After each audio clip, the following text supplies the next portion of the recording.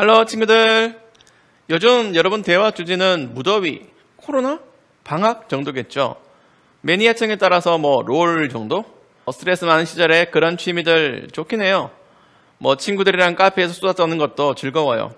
하지만 그러다가 이야기 주제가 점점 더 말씀 중심으로 돌아가면 좋겠어요. 시간이 지날수록 말씀을 묵상하고 나누는 귀한 친구가 있다는 게 얼마나 좋은지 알게 될 거예요. 여러분이 먼저 그런 사람이 되기 위해 오늘도 큐티를 열심히 합시다. 기도할게요. 하나님 아버지, 오늘 말씀이 저희 머릿속에 오래 남게 해주세요. 마음에 담아 실천하게 해주세요. 예수님의 이름으로 기도드립니다. 아멘. 이사야 57장에 들어왔지요. 어제 본문에서 이스라엘 민족이 엄청 야단 맞았어요. 수요일에 묵상했듯이 삶이 따르지 않는 믿음 때문이었어요. 그런데 오늘 본문에서는 분위기가 좀 달라요. 하나님은 이스라엘을 애증하고 계셔. 애정하는 게 아니라 애증, 사랑하면서 미워하신다고. 어떻게 가능하냐고? 오늘 그걸 알아보자. 왜 애증인지 생각해 보세요.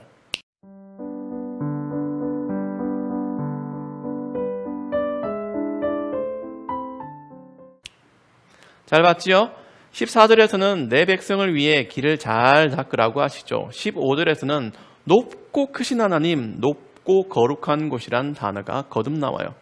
하나님과 인간의 격차가 그만큼 크다는 걸 알려주는 표현이죠. 사람 사이에도 격차가 있어요. 인격의 차이는 없는데 재산과 권력의 차이는 현실적이야. 여러분도 그래요? 아파트에 사는 친구와 단독주택에 사는 친구는 생활 환경이 달라 가격이 문제가 아니라 환경이 달라요. 또 온라인 세상은 차별이 없다지만 도시와 시골도 구별점이 달라요. 어릴 때부터 전자키로 삐빅 출입하는 스포츠 센터에 다니고 남들과 구별되는 학교에 다니며 직장인 한 달 월급보다 더 많은 과외비를 아낌없이 지출하는 가정에서 자란 아이들과 기초생활수급자에게 주는 생계급여로 겨우 사는 아이들은 생각의 폭이나 미래에 대한 꿈의 간극이 달라요. 다시 말하지만 이게 인격의 수준을 말하는 게 아닙니다. 잘 살고 못 사는 수준에 따라 사람 자체의 가치가 결정되는 건 절대 아니에요. 하지만 근본적으로 서로 이해하지 못하는 사각지대가 있어요. 장남 장녀는 막내 심정을 모르고 막내는 장남 장녀의 무게를 몰라요. 그런 거야.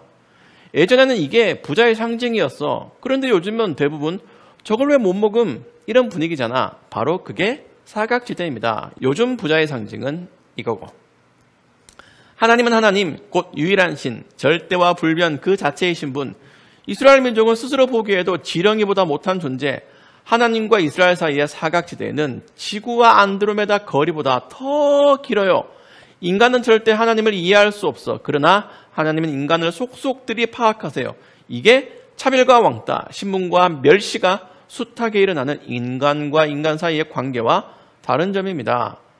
사람이 하나님을 제대로 모를지언정 하나님이 사람을 모르시는 경우는 없어요. 하나님은 인간의 본성과 형편과 선하고 악한 계획까지 전부 인간 자신보다 더 잘 아셔요.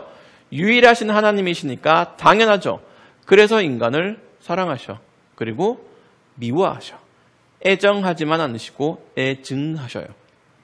보세요. 하나님이 사람을 아시니까 마음이 슬프고 겸손한 사람들과 함께 사신다고 하세요. 높고 거룩한 곳에 사시면서 동시에 실시간으로 실황중계처럼 비참한 이스라엘의 생활상과 절망에 동참하신다고. 그 절망을 누가 주셨나? 하나님이. 원인을 누가 제공했나? 이스라엘 민족이 뭘로? 우상숭배와 인간 사이의 차별과 추방으로. 하나님을 사랑하고 이웃을 사랑하지 않은 죄로 남유다는 멸망했어요. 그러나 하나님은 16절에 이스라엘 민족과 영원히 싸우지 않으시고 항상 노하기만 하지 않으실 거예요. 이스라엘은 화가 난다 화가 나 상태라고 했어. 내가 뭐 잘못했어!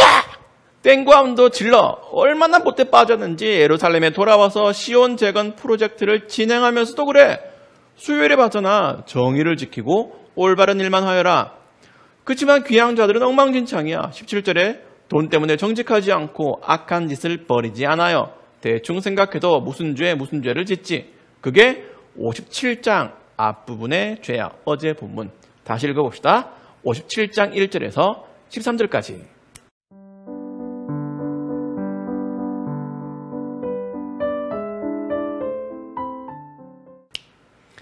하나님의 기준은 하나님이 사시는 높고 거룩한 곳만큼 까마득해요.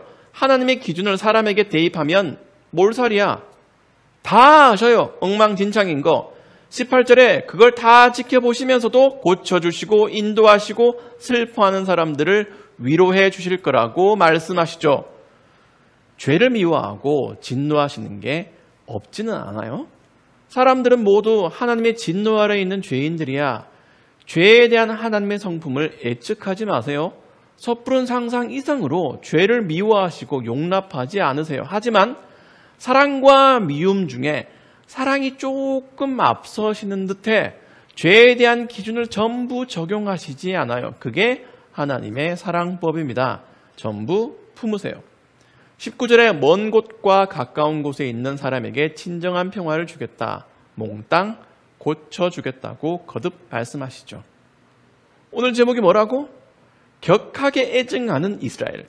하나님은 사랑하시고 미워하세요. 사랑에도 진심이시고 진노에도 진심이세요. 너희들 삶이 뒤죽박죽이어도 사랑해. 그러나 20절에 악한 사람은 짬뽕이 될 거야.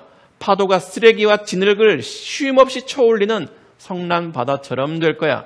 21절에는 악한 사람에게는 평화가 없다고 단언하시죠. 차이가 뭔가요?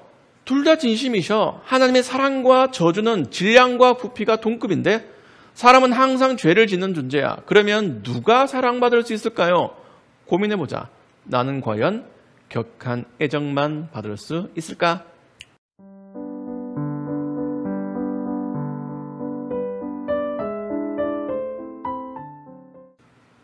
사실 이스라엘 민족에겐 지병이 있어. 기저질환.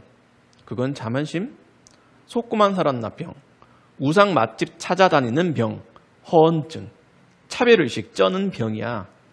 만성질환같이 영혼 깊숙이 박힌 이 병 때문에 자꾸 거짓 예배를 드리고 삶에서 순종이 없어요. 차별과 푸대접이 일상이야. 하나님은 그 병세를 아시기 때문에 사랑하시죠. 사랑받을 만한 사람은 자기 병력을 숨기지 않고 하나님께 고백하고 도와달라고 울부짖을 줄 알아요. 죄를 습관이나 취미로 즐기고 입에서 나오는 주제가 전부 그런 것들이라는 걸 솔직히 인정하고 어떻게 하면 좀 더 경건해질까 고민하는 사람을 하나님이 사랑하신다고. 똑같은 병을 알아도 의사에게 보이고 치료받으려는 사람이 살듯이 죄의 질병을 숨기지 않고 모두 드러내는 사람이 하나님의 사랑을 받고 치유되고 회복할 수 있습니다. 우리가 만난 하나님은 애증하시는 분, 진심으로 애정받는 존재가 되기 위해 나는 어떻게 살아야 할까 고민해보자.